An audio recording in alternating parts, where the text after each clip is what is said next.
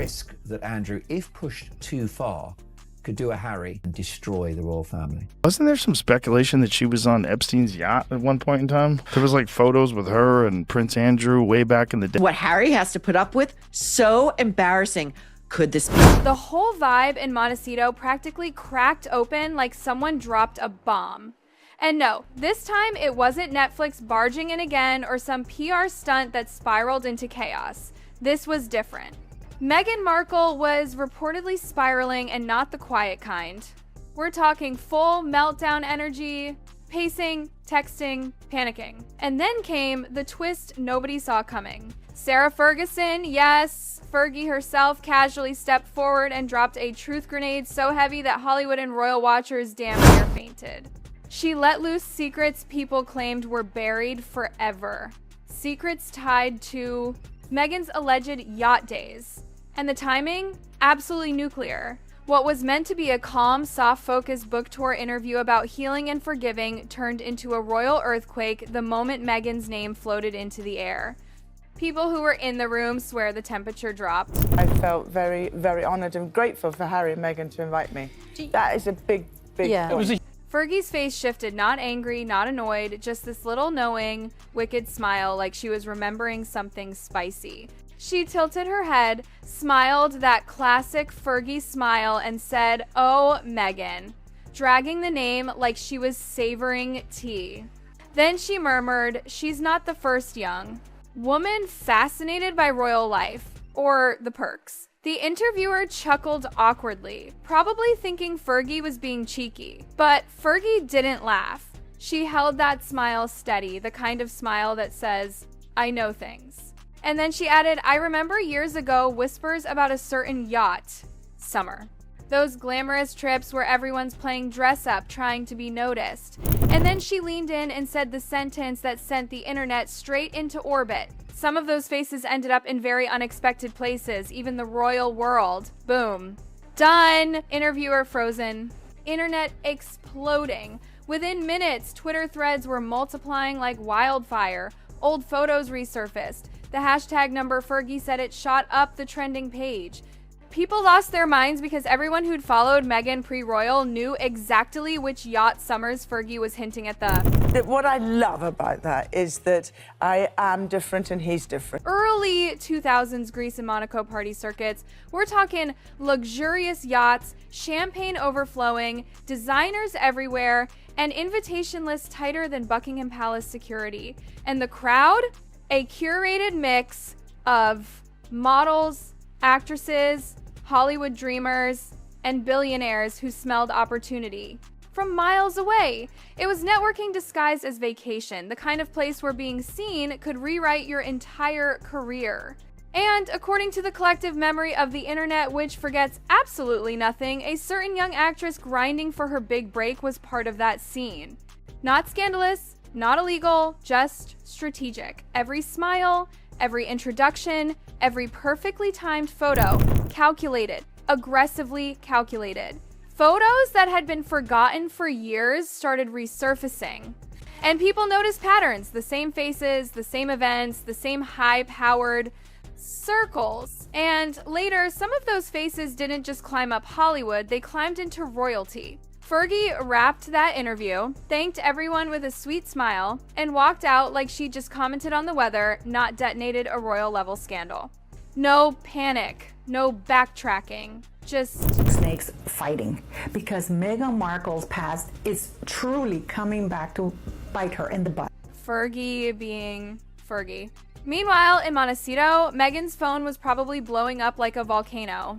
Because Fergie hadn't just said something careless, she had pointed a spotlight right at the chapter Meghan had spent years trying to lock away. The Duchess who escaped royal drama was learning the hard way.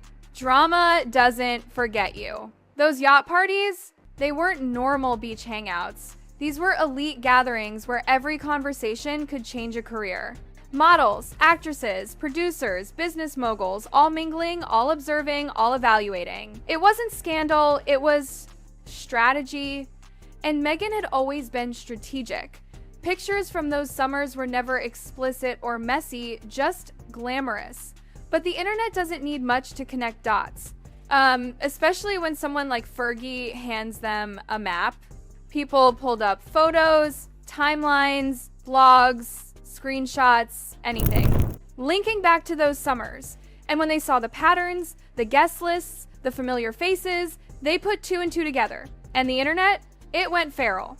Meghan's team had always shut down these stories, calling them misogynistic nonsense, and honestly, some of it was. Hollywood is full of young women attending events, mingling, networking, hustling. But the issue here wasn't what Meghan did. It was how the internet felt she'd tried to rewrite it later. Fergie's timing was a dagger. This wasn't about scandal, it was about image.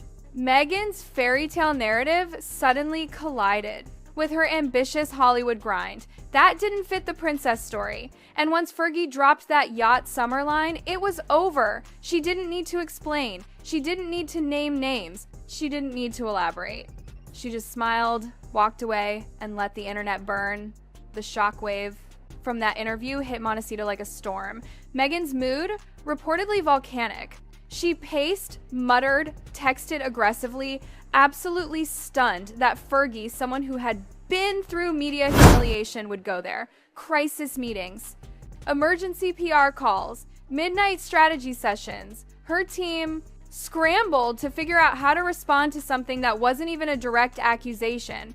Because how do you deny something that hasn't been explicitly said? How do you fight a smirk? How do you argue with a vague comment that everyone already believes means something? Her team pushed narratives about misogyny, jealousy, bitterness, anything to discredit Fergie without engaging the actual yacht whisper. But then came the moment that turned sparks into a wildfire. Paparazzi stopped Fergie outside Claridge's. Someone yelled, "Fergie, what did you mean about Meghan and the yacht summer?" And this woman, this absolute agent of chaos, turned, smiled slyly, and purred, "Oh, darling, I don't tell tales. I just remind people that every fairy tale starts somewhere." Boom. That was it. No backtracking, no apologies, no clarifications, just deliciously cryptic confirmation energy. And that one line detonated louder than the first one. The internet crowned her instantly. Fergie didn't back down, started trending. Back in Montecito, full meltdown. Meghan's team had been counting on Fergie retreating or clarifying. Instead, she doubled down with a single smirk. The damage was done. And the fire was officially out of control. Meghan's team was scrambling like never before. They knew they couldn't push back too aggressively because reacting too loudly would confirm there was something to hide. But staying silent, that would let the narrative grow legs and run. And this story wasn't just walking, it was sprinting. So they shifted into full crisis management mode. They started reaching out to friendly media outlets, whispering about misogynistic attacks and jealous ex-royals, trying to redirect the narrative towards sympathy for Meghan and shade at Fergie. They painted Fergie as irrelevant, bitter, someone who couldn't stand to see Meghan shine. Fine, but then Fergie flipped the table again. Just 24 hours later, the paparazzi ambushed her outside Claridge's, and instead of avoiding the topic like her team probably begged her to, she stood there, glowing like she was the star of her own movie. That sly smile came back as if she'd been waiting for that exact moment. "Oh, darling," she said, "I don't tell tales. I just remind people that every fairy tale starts somewhere." That line ricocheted across the internet like a bullet. The public gasped. TikTok creators lost their minds. Royal commentators screamed. Twitter erupted with the hashtag #Fergie did not back down. And in Montecito, whew, Meghan reportedly went ballistic. She felt betrayed, cornered, and exposed. This wasn't a tabloid making up nonsense. This was someone from inside. The royal ecosystem. Someone who knew the game. Someone who had lived through enough humiliation herself to understand the weight of her words. Her team desperately tried to calm her down. They warned her, "Do not attack Fergie directly. It will backfire. It will make her look like she hit a nerve. It'll keep the story alive for months." But Meghan wanted to retaliate. She felt like she'd been slapped publicly. Still, her advisors insisted she needed to shift the narrative, not fuel it. So instead, whispers began circulating that Meghan was cooking up something big, a comeback move. A. Reclaim your truth project. maybe a documentary, maybe an interview. Something that would let her tell her side without interference. But here's the catch. Even the strongest PR strategy can't contain a story that the internet has already decided is juicy. Because Fergie hadn't just stirred the pot, she'd ripped the lid off the pot and let everyone grab their own spoon. Meanwhile, behind the scenes, the real motivation behind Fergie's move began resurfacing. Something people had forgotten, but Fergie absolutely hadn't. October 2018. Eugenie's wedding. This was supposed to be Eugenie's moment, her fairy tale wedding, her big royal spotlight after years of being overshadowed. Fergie was glowing with pride, emotional, relieved that her daughter was finally getting the stage she deserved. And then Meghan made that announcement. The pregnancy news. Right in the middle of the wedding weekend. Some people insist the timing was coincidence. Others say it was a subtle power move. But Fergie, she took it as pure disrespect. Her daughter's moment was swallowed up by Meghan and Harry's headline. And Fergie, who'd spent decades being the royal family's punching bag, had to swallow her feelings and smile politely. She couldn't afford more scandal. She couldn't speak up, but she didn't forget. Not then, not ever. Fast forward to 2025, Fergie's reputation is repaired, her books are selling, she's finally stable again. And suddenly she finds herself being asked about Meghan's influence. The opportunity was perfect. It wasn't loud, it wasn't messy, it was clean, subtle, devastating. Revenge wrapped in elegance. She didn't need to slander Meghan directly. She just had to drop the word yacht, smile, and walk away. The internet did the rest. What Fergie hit wasn't Meghan's character. It was something far worse, her image. The polished narrative Meghan had carefully constructed for years. The fairy tale romance. The sweet Hollywood actress who just fell in love with a prince. Suddenly, all that collided with whispers of strategic networking, calculated connections, and pre-royal ambition. The part Meghan wanted erased. And Fergie knew exactly what she was doing. Because Fergie learned the royal rule long ago. You never strike when you're angry. You strike when it'll hurt most. And Meghan, she was quiet, no new projects, no big appearances. Vulnerable, easy to shake. So Fergie took the shot. And wow, did it land. Once the yacht whispers hit the internet, people went into full detective mode. Entire Twitter threads popped up with grainy photos from Greece and Monaco. TikTok creators started analyzing timelines, comparing social circles, digging up old blogs where party hosts mentioned the Hollywood hopefuls attending those exclusive yacht gatherings. Some found screenshots suggesting Meghan wasn't just present, she was active. Networking, charming, positioning herself near influential men and producers. Nothing. Scandalous, but very calculated. Suddenly, that fairy tale glow dimmed just a bit.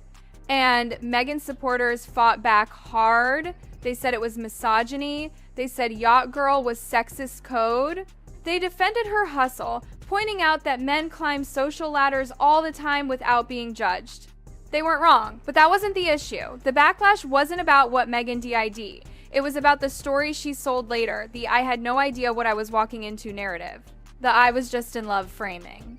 The victim of the institution angle. Now, people wondered if the truth was more complex, if she'd always been strategic, if she'd always known how to position herself in the right places at the right times. And all of this chaos, all of it, came from one smile and one comment. Meanwhile, Fergie stayed silent, didn't clarify, didn't defend, didn't add fuel. She played the smartest card in the royal deck.